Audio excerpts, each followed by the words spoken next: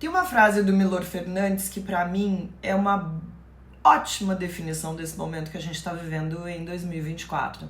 O Brasil tem um passado enorme pela frente. O problema é que essa frase já tem décadas. O Milor morreu em 2012 sem ver o país encarar muitos dos nossos fantasmas. E não dá mais para adiar esse acerto de contas com a dívida deixada pela ditadura. A minha adolescência chegou junto com a redemocratização do país e só aos poucos muita gente da minha geração soube os horrores que aconteciam durante todos aqueles anos. Eu nunca imaginei que depois de algumas décadas a gente estaria aqui falando de novo em golpe, censura, perseguições. Durante algum tempo eu me lembro de conversar com colegas e ouvir que o Bolsonaro não teria coragem, não teria apoio para dar um autogolpe.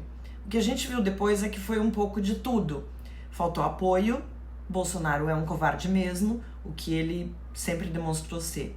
Isso tudo não minimiza suas intenções, o inferno em que ele conseguiu mergulhar o país. Eu tava pensando sobre 2025, que já tá virando a esquina, e eu pensei sobre todos aqueles desejos de mudança que a gente tem.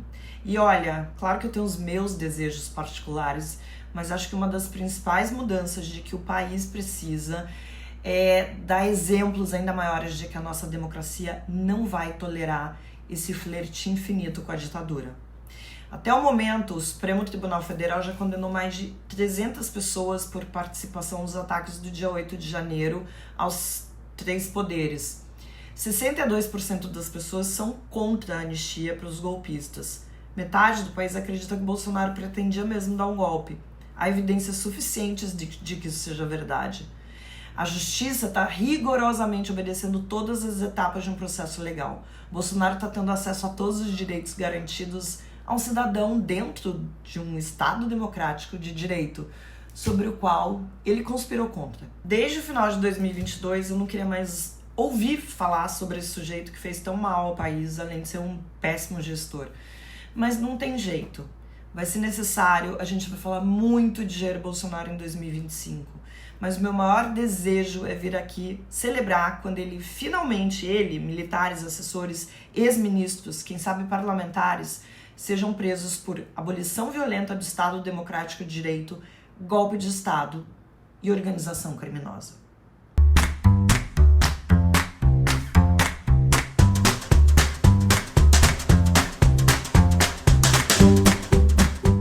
Esta semana, finalmente, eu assisti a Ainda Estou Aqui, que é baseado no livro do Marcelo Rubens Paiva.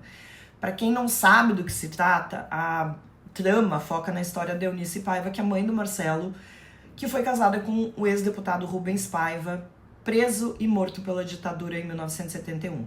Rubens Paiva tinha tido mandato cassado depois do golpe de 64, nunca se envolveu em luta armada, mas foi preso depois que algumas cartas de exilados políticos que estavam endereçadas a ele foram interceptadas com algumas pessoas que estavam voltando do Chile.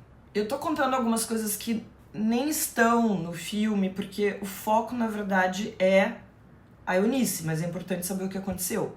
6 agentes da aeronáutica prenderam Rubens Paiva em casa e levaram também a Eunice, a filha do casal Eliana, que tinha 15 anos, que foi solta depois de um dia de prisão. A Eunice Paiva ficou presa durante 15 dias. Rubens Paiva nunca voltou para casa. Esses agentes suspeitavam que ele tivesse contato com Adriano, um codinome de Carlos Alberto Muniz, e que poderiam chegar ao Carlos Lamarca, que era o homem mais procurado do país através dele. Só 25 anos depois, a Eunice Paiva conseguiu o atestado de óbito do marido, depois que o Estado brasileiro assumiu a responsabilidade pela morte do Rubens Paiva. Em 2014, sério, a gente está falando de 10 anos atrás, a Comissão Nacional da Verdade confirmou, num relatório final, 434 mortes e desaparecimentos de vítimas da ditadura militar no país. Entre essas pessoas, 210 ainda estão desaparecidas. Corta para dezembro de 2024.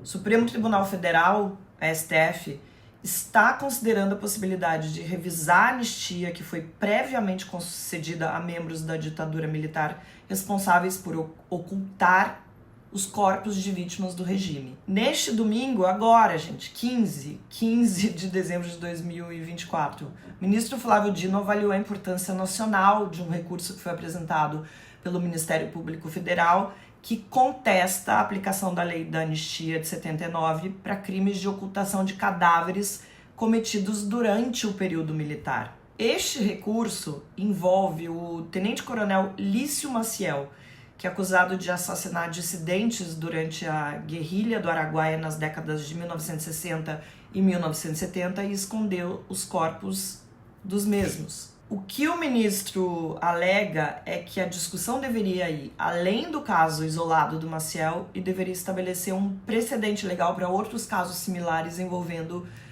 os militares da época. Uma sessão em plenário virtual vai ser organizada para permitir que os outros ministros também deem as suas opiniões sobre essa abrangência nacional desse caso. Não tem previsão de quando isso vai ser feito, quando alguma decisão será tomada, mas isso é essencial para que o Brasil passe seu passado a limpo de alguma forma. Todos os envolvidos nos atos golpistas de 8 de janeiro, assim como em outros episódios de ataque às instituições e à democracia nos últimos anos, também precisam ser responsabilizados. Não dá para a gente chegar às eleições em 2026 com essas questões mal resolvidas. E olha, isso não tem nada a ver com fechar os olhos para os erros do governo Lula. Mas até para focar as críticas no governo atual, é preciso que o país termine essas histórias do passado, para que, como sociedade, a gente possa virar essas páginas. De resto, eu quero agradecer a companhia de vocês durante esse ano todo, desejar que o próximo ano seja justo, se não puder ser leve. Eu vou emendar o recesso de fim de ano mais as férias, eu volto em fevereiro com novidades. Eu quero deixar aqui um abraço carinhoso em cada um de vocês e eu quero deixar a dica aqui para vocês assistirem Ainda Estou Aqui. Principalmente você que veio aqui para me xingar, falar que não teve ditadura, todas essas coisas, que isso não tem importância, que é uma perseguição do STF.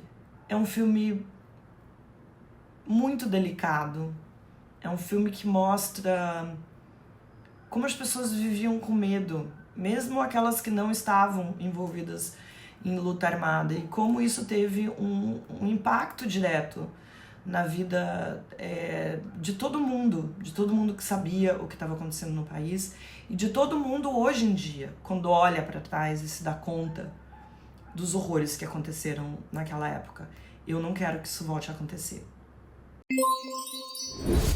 O Meio tá com uma promoção imperdível nesse final de ano. Assinatura anual do Meio Premium por apenas R$ 120, o equivalente a R$ 10 por mês. Por R$ 10 você ganha acesso ao streaming do Meio Premium com todos os nossos programas e documentários exclusivos. Muito conteúdo em texto de primeiríssima qualidade e ainda pode adquirir os cursos do Meio com desconto. Curtiu? Então corre que a promoção só vai até 5 de janeiro.